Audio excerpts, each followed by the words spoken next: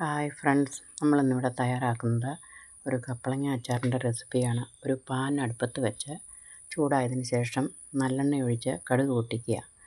അരിഞ്ഞു വെച്ചിരിക്കുന്ന ഇഞ്ചി ചേർത്ത് വഴറ്റുക. ഇഞ്ചി വഴന്ന് വരുമ്പോഴത്തേക്കും അരിഞ്ഞു വെച്ചിരിക്കുന്ന വെളുത്തുള്ളിയും ചേർത്ത് നല്ലതുപോലെ വഴറ്റിയെടുക്കുക. ഇഞ്ചിയും വെളുത്തുള്ളിയും വഴന്ന് വരുമ്പോൾ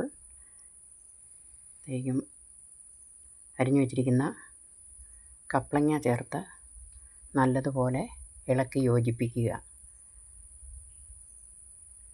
കപ്പളങ്ങ കനം കുറച്ച് അരിയുകയാണെങ്കിൽ നമ്മൾക്ക് അതുപോലെ എടുക്കാൻ എളുപ്പമുണ്ട്.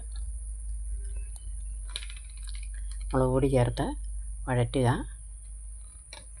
2-3 ടീസ്പൂൺ അച്ചാർ പൊടിയും ചേർത്ത് ഇളക്കി യോജിപ്പിക്കുക. മുളക് പൊടിയുടെയും അച്ചാർ പൊടിയുടെയും പച്ചമണം മാറുന്നിടം വരെ ഇളക്കിക്കൊണ്ടിരിക്കുക.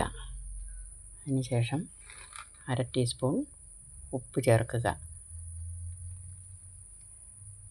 ഉപ്പ് ചേരുവയിലെല്ലാം നല്ലതുപോലെ പിടിക്കുന്നത് വരെ ഇളക്കിക്കൊണ്ടിരിക്കുക.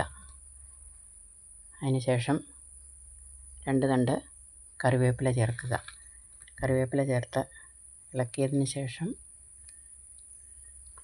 2 ടീസ്പൂൺ വിനാഗിരിയും ചേർത്ത് ഇളക്കി യോജിപ്പിച്ച്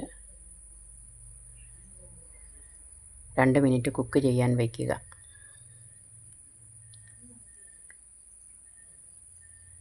2 മിനിറ്റിന് ശേഷം സ്വാദിഷ്ടമായ കപ്പളങ്ങ അച്ചാർ റെഡിയായി.